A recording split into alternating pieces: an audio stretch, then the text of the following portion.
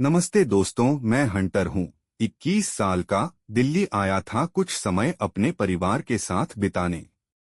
पिताजी वहीं काम करते हैं और हमारे ठहरने के लिए उन्होंने एक योग साधना केंद्र में कमरा ले लिया था। तीसरे दिन जब मैं मेस में खाना लेने गया, वहां एक महिला ने मेरी ओर ध्यान खींचा। काली साड़ी, गोरा रंग और आत्मविश्वास से भरा हुआ चेहरा। उन्होंने सिंदूर लगाया था, यानी शादीशुदा थीं। उनके हाव भाव में एक खास तरह की गरिमा थी, लेकिन कुछ तो ऐसा था जो दिल को छू गया।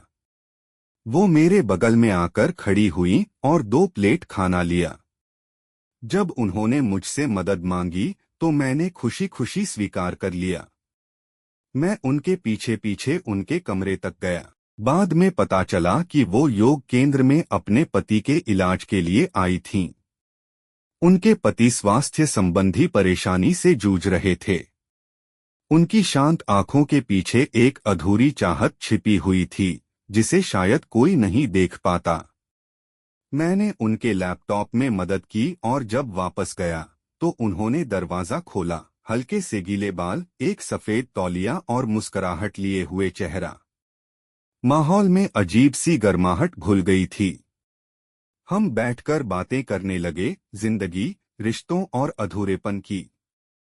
बातचीत की वो रात जैसे कुछ कहे बिना बहुत कुछ कह गई। वो शाम सिर्फ तकनीकी मदद की नहीं थी, वो एक ऐसे रिश्ते की शुरुआत थी जहां शब्द कम पड़ते हैं लेकिन एहसास बहुत कुछ कह जाते हैं। जब मैं विदा लेने लगा, उन्होंने बस इतना कहा, कुछ रिश्ते तय नहीं होते, बस बन जाते हैं। उस शाम के बाद हम रोज नहीं मिलते थे, लेकिन जब भी मिलते, नजरों में एक हल्की सी मुस्कुराहट और बातों में एक अनकहा अपनापन होता। योग सत्र के बाद एक दिन आसमान अचानक से काले बादलों से ढक गया। बारिश शुरू हो चुकी थी। मैं कॉरिडोर में खड़ा था जब उन्होंने दूर से इशारे में बुलाया, बारिश थमने तक यहीं रुक जाओ। मैं उनके कमरे में दाखिल हुआ।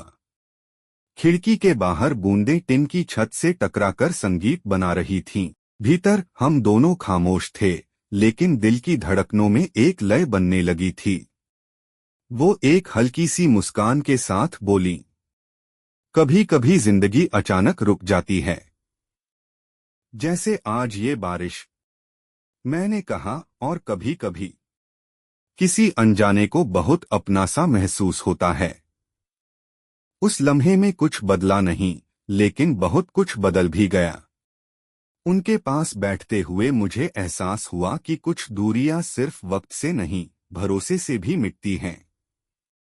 हम दोनों की खामोशियां एक दूसरे में पिघलने लगी थीं। पता नहीं कब हमारे बीच की दूरी धीरे धीरे घटने लगी और फिर उसके होंठ मेरे होठों को हल्के से छू गए। वो चुंबन मेरी कल्पनाओं से कहीं ज्यादा मीठा और कोमल था। हमने कुछ नहीं कहा, लेकिन बस नजरें मिलते ही मैंने उसकी आंखों में सब कुछ समझ लिया। वो धीरे से मेरे सीने से लग गई और मैं उसकी गर्माहट को महसूस कर सका, एक ऐसी गहराई वाली कोमलता जो मैंने पहले कभी महसूस नहीं की थी। हमारे हाथ अपने आप एक दूसरे में समा गए और हमारी सांसें भी धीरे धीरे एक लय में मिलने लगीं। मैंने उसे प्यार से देखा, जैसे पूछना चाहता था, ठीक है ना? उसने हल्के से सिर हिला दिया। वो रात बारिश की तरह थी। धीरे धीरे शुरू हुई, फिर तेज हुई और फिर शांत हो गई। पर जो महक वो छोड़ गई, वो सुबह तक भी कमरे में ठहरी रही। सुबह की पहली किरण खिड़की से आई तो उन्होंने मेरी ओर देखकर कहा, जो कुछ भी हुआ वो गलत नहीं था, बस अनकहा था। मैंने बस मुस्कुराकर हामी भर दी।